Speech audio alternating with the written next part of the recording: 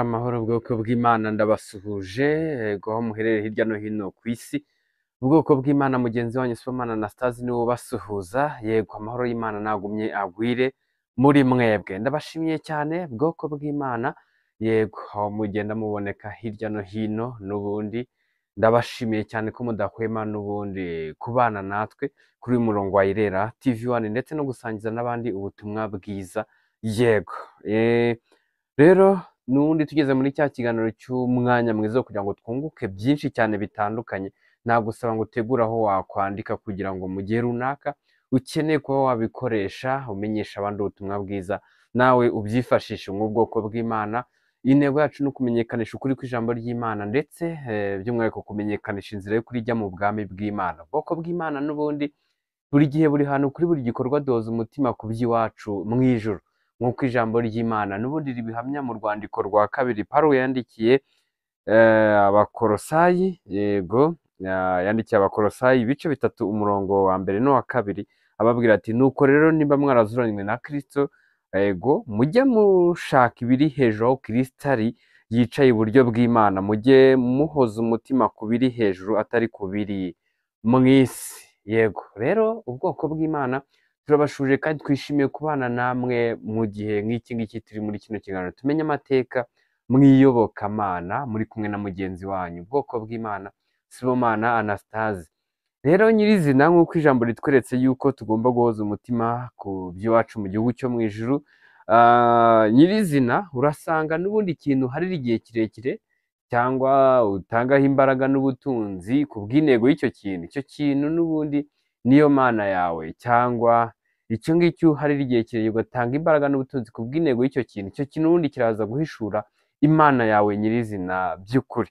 Rero mureke turebere hamwe incamake y'amateka yaranze iyi tariki ya 24 z'ukwezi kwa 12. Yego kuki ku ya 24 Ukuboza ari umunsi ubanziriza umunsi wa Noheli. Muri aya mateka yaranze iyi tariki turabonamo ibikorwa nyirizina byakorwaga ku ya 25 z'ukwezi kwa 12. Muri iki kiganiro tumenye amateka mwiyobokamana turasangamo imwe mu mpamvu yatumye abayobozi b'itsinda ry'abahamyaga ko bakoraga iby'Imana ishaka bemeza cyangwa bemeje itariki ya 25 z'ukwa 12. Rero nk'ubwoko bw'Imana tudahwema kumenyekanisha ukuri kw'ijambo ry'Imana tugiye kureba nyirizina ese abantu babayeho mu gihe cy'amateka n'uburyo bayabayemo bari barimo gukora iby'Imana ishaka.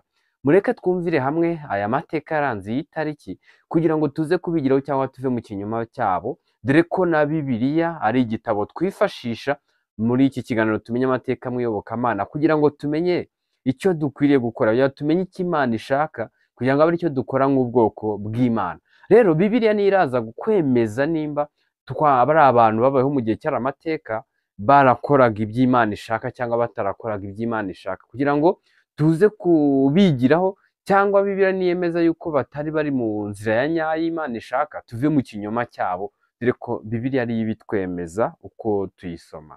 Yego rero ubwoko bw'Imana n'ubundi tugiye kurebera hamwe ku buryo burambuye aya mateka yaranze itariki ya 24 z'ukwezi kwa 12. Tugiye kurebera hamwe ku buryo burambuye twese ariko dufatikaniriza hamwe gusangira aya mateka cyangwa ibi biganiro turebera hamwe tubibyoherereza bagenzi bacu.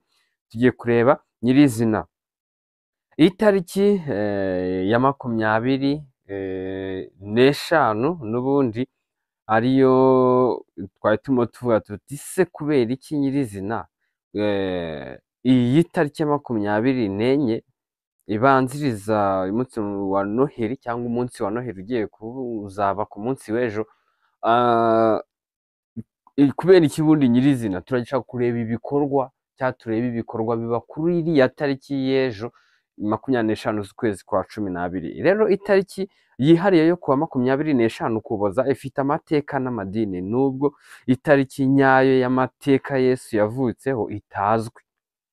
Nubwo itazwi, ku ya 25 Ukuboza hatoranijwe hatoranijwe kuri iyo tariki y'ubundi ya 25, hatoranijwe n'abayobozi b'abakristo ba mbere kugira ngo bahuze n'iminsi mikuru y'abapagani yari isanzwe yizihizwa hafi y'izuba ryinshi. Nyine iyi tariki ya 25 y'umunsi w'ejo ni itariki ku muboneko cyangwa kuboneka kw'izuba ryinshi cyane mu yana matariki yo kuboneka kw'izuba. Rero ayo matariki n'ubundi babaga ari ukwishima no kunezerwa kuko bavuye mu gihe cy'ubukonje bwinshi cyane, ahubwo binjiye mu gihe cy'umucyo n'izuba ryabonetse. Rero ngo ku ya 25 Ukuboza abayobozi n'ubundi b'abakristo ba mbere kugira ngo bahuze n'iminsi mikuru iyo muboneko nyine w'amazuba w'abapagani yari isanzwe yubahirizwa cyangwa yizihizwa hafi y'izuba ryinshi. Mu guhuza kwizihiza ivuka rya Yesu n'iminsi mikuru isanzwe, abayobozi ba gikristo bagamije, ugiye kumva muri ya ntego n'ubundi bari bagamije gutuma ubukristo burushaho gukundwa n'abashobora guhinduka. Aya mateka n'ubundi twatangarijwe n'urubuga rwitwa christianity.com. Rero nyirizina abangaba baba bakuriye amatsinda bahamyaga yuko n'ubundi ari abakristo, bagira ngo n'ubundi barebe ko ubukristo bwarushaho gukundwa n'abapagani bizihizaga ibyabo mu gihe cy'ubupagani, ngo barebe ko bahinduka bibaye bishoboka. Rero tugiye kureba nyirizina iki ngiki kitweretse iyi mpamvu nanone yatumye batoranya iriya tariki ya 25 kugira ngo bayihuze n'iminsi y'abapagani, nabo bazi kureba ko ubukristo bwabo bwakwamamara muri ibyo ngibyo abapagani baba barimo gukora kuri iyo tariki nyirizina, kugira ngo barebe ko hari abahinduka. Yego, rero turagiye kureba nyirizina icyo Bibiliya bivugaho, kuko muri kino kiganiro tumye amateka mwiyobokamana. Ikindi tugiye kureberamo ikimenyetso cyerekana ko umunsi Yesu Kristo yavutseho utazwi cyangwa utamenyekanye. Yego, turasoma ukuri kwa Bibiliya icyo kubivugaho. Matayo ibice 2:13 kugera ku 23 niho hagiye kutwereka nyirizina indi mpamvu nyamukuru ndetse yerekana ko umunsi Yesu Kristo yavutseho utazwi. Ngira ngo ibintu dukomeje kubihamyaho muri iyi minsi cyane kugira ngo tugire gusobanukirwa, kuko ari imbaga nyamwinshi cyane irimo kugendera mu rujijo rw'ibyo badasobanukiwe, kandi unabibasobanuje batagusobanurira impamvu barimo kubikora nyirizina. Rero haravuga muri Matayo ibice, ubutumwa bwiza ko bwanditswe na Matayo ibice 2:13 kugera ku 23, haravuga ngo bamaze kugenda, marayika w'umwami Imana araza abonekera Yozefu mu nzozi ati, byuka ujyane umwana na nyina uhungire muri Egiputa, ugumeyo ugeze aho nzakubwirira, kuko Herodi agenza umwana ngo amwice. Uwo yari Yesu Kristo wari waravutse. Nawe aherako arabyuka ajyana umwana na nyina nijoro ajya muri Egiputa, agumayo ageza ubwo Herodi amaze gutanga ngo iby'umwami Imana yavugiye mu kanwa k'umuhanuzi bisohore, ngo nahamagaye umwana wanjye ngo ave mu Egiputa. Herodi abonye ko yatengushywe na b'abanyabwenge, ararakara cyane, atuma ngo bice abana b'abahungu bose bari i Betelehemu no mu misozi yose iri bugufi bwaho, bamaze imyaka 2 n'abatarayimara, nk'uko yagereranije igihe yasobanuriwe n'abo banyabwenge.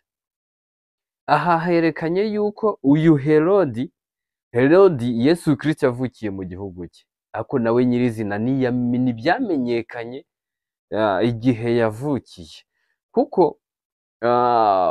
mu yandi mateka tuzajya tugumya tubisobanukirweho, kuko kino kiganiro hari n'ibindi bizakurikira byo ku munsi w'ejo wa Noheli nyirizina tuzareba icyo babitubwiraho. Ariko Herodi nawe nyirizina, dore ko Yesu Kristo yavukiye mu gihugu cye, ntiyasobanukiwe igihe Yesu Kristo, itariki yavutseho, n'ijoro yavutsemo, isaha yavutseho, umwaka yavutsemo, nawe ntiyasobanukiwe ibyo ari byo, dore ko yavuze yuko hagomba kwicwa abana guhera ku myaka 2 n'abataramara iyo myaka.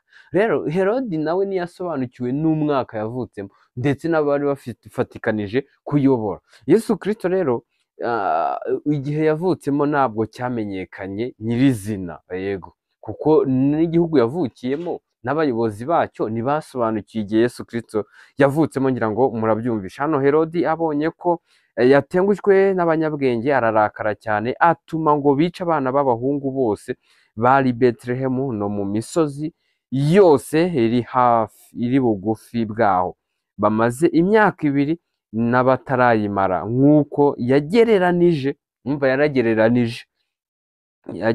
igihe yasobanuriwe n'abanyabwenge.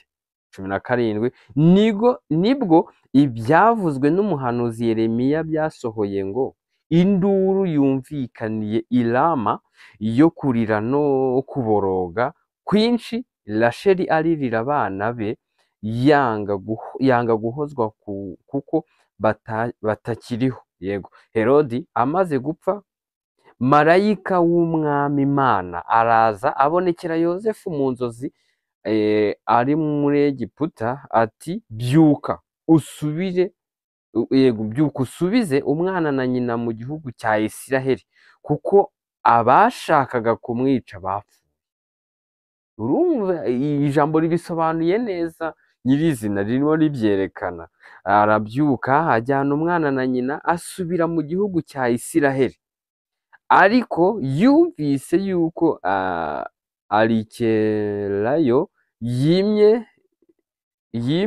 i Yudaya, ahase Herodi atinya kujyayo, abwirizwa n'Imana mu nzozi ajya mu gihugu cya Galilaya, atura mu mudugudu witwa i Nazareti, ngo ibyavuzwe n'abahanuzi bisohore, ngo azitwa Umunazareti. Yego, ndabashimiye bwoko bw'Imana, ngira ngo kuri Irera TV 1 ubwoko bw'Imana nta kintu tubahisha, tubereka ukuri kose uko kubitugaragariza, nk'uko umwuka w'Imana utuyobora cyangwa ugenga ubwoko bw'Imana udahwema kubamenyesha iby'ingenzi, natwe ntabwo twabiceceka.